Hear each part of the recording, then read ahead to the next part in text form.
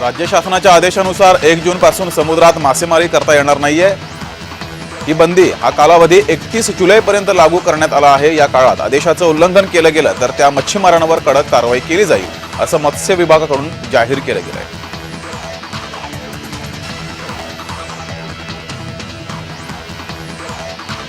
नंदुरबार जिल्हा हा सध्या बोगस बियाणांचा हॉटस्पॉट बनलाय। गुजरात राज्यातून महाराष्ट्रात मोठ्या प्रमाणात बोगस बियाणांची खरेदी विक्री केली जाते।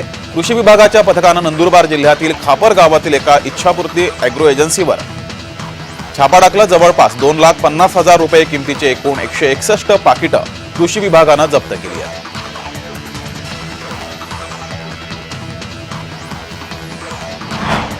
अमरावतीमध्ये 35 लघु प्रकल्प कोरडे असून अनेक गावांमध्ये पाणी टंचाई निर्माण झाली आहे। अमरावती जिल्ह्यात केवळ 43% पाणीसाठा शिल्लक आहे। अमरावती शहराला पाणी पुरवठा करणाऱ्या अप्पर वर्धा धरणात 48% जलसाठा आहे। आगामी काळात पिण्याच्या पाण्याची समस्या उद्भवण्याची शक्यता आहे।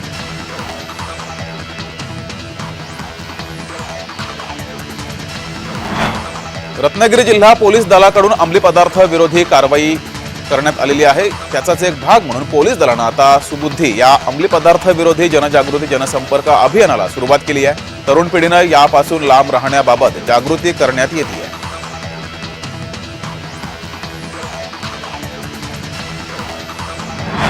गुरुवारी संध्याकाळी रायगड जिल्ह्यात वादळी वाऱ्यासह झालेल्या अवकाळी पावसाचा तडाखा मोठ्या प्रमाणात बसलाय। माणगाव तालुक्यातील नांदवी परिसरात झालेल्या वादळानं 40हून अधिक घरांचं आणि काही गोठ्यांचं नुकसान झालंय।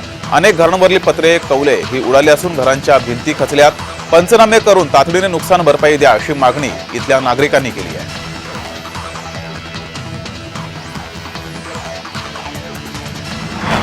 शेतकऱ्यांनी नगर मनमाड महामार्ग अडवलाय। मुळा धरणाच्या डाव्या कालव्यातून शेतीला आवर्तन सोडण्याची मागणी केली आहे। पाण्याअभावी पिके करपण्याची भीती शेतकऱ्यांनी व्यक्त केली आहे। शेतीच्या पाण्यासाठी शेतकऱ्यांनी आंदोलन केलंय। स्वाभिमानी शेतकरी संघटनेचे जिल्हाध्यक्ष रवी मोरे यांच्या नेतृत्वात आंदोलन केलं गेलं।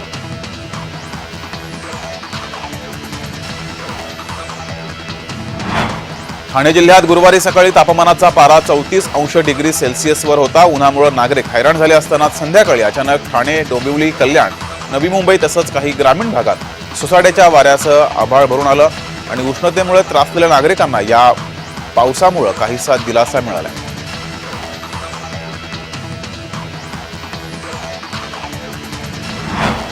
पुढील 24 तासात राज्यात विविध भागात पावसाची शक्यता वर्तवली गेली आहे, तर काही भागात उष्णतेच्या लाटेचा इशारा दिलाय। हवामान विभागानं वर्तवलेल्या अंदाजानुसार रायगड, रत्नागिरी मध्ये काही ठिकाणी, तुरळक ठिकाणी हलक्या स्वरूपाचा पाऊस बरसण्याची शक्यता आहे।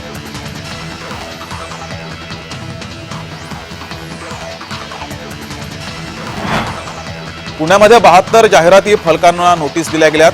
पुणे महानगरपालिकेने एका दिवसात 9 होर्डिंग्स पाडले असून 72 जाहिरात फलकांना नोटीस दिली आहे। पुणे महानगरपालिकेच्या आयुक्तांच्या आदेशानुसार दिवसभरात पुणे शहरातील 9 जाहिरात फलक जमीनदोस्त केले गेले। यातील काही फलक अनधिकृत तर काही फलक परवानगीपेक्षा जास्त मोठे असल्यानं कारवाई करण्यात आली आहे।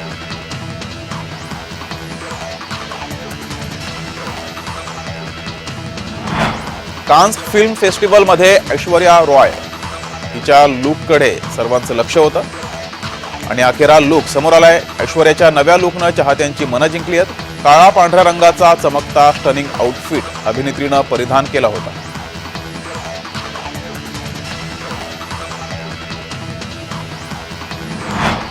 पाणी प्रश्नावर महानगरपालिका चांगलीच आक्रमक झाली आहे। शहरातील तिरुपती पार्क, N4 सिडको या भागात छत्रपती संभाजीनगर महानगरपालिकेच्या जुन्या 150 मिमी जलवाहिनीवरील 27 अनधिकृत नळ खंडित केले गेलेत। एक दिवस अगोदर याच परिसरात 38 अनधिकृत नळ तोडण्यात आल्या होत्या।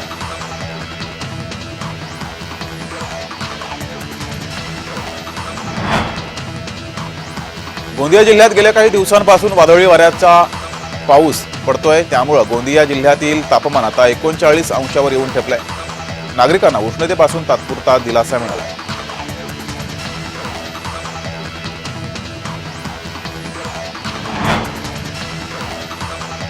शेवाळेवाडी येथे अपघात झालेला आहे। कंटेनरचा अपघात झालाय। ओव्हरलोड कंटेनरचा हा अपघात झाला।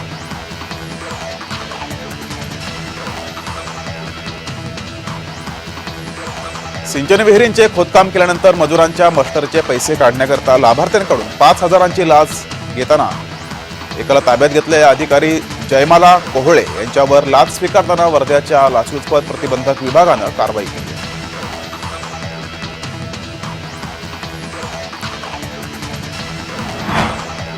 शिरूर लोकसभा मतदारसंघासाठी ईव्हीएम ठेवलेल्या गोदामात सीसीटीव्ही डिस्प्ले बंद असल्याची घटना घडली आहे. 24 तास हे सीसीटीव्ही डिस्प्ले बंद होते.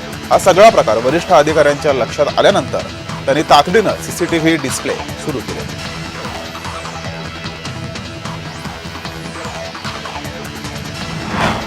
महानगरपालिका आणि पुंडलिक नगर पोलिसांनी गारखेड्यात गर्भलिंग निदान सेंटर उघडकीस आणले. आरोपी महिलांचा नातलग असलेला आणि पोलीस रेकॉर्डवरील जुना आरोपी डॉक्टर सतीश सोनावणे या रॅकेटचा संबंध असल्याचं तपासात निष्पन्न झाले. त्यानंतर सतीश सेहरे याला पोलीस निरीक्षक राजेश यादव यांच्या पथकानं अटक केली आहे.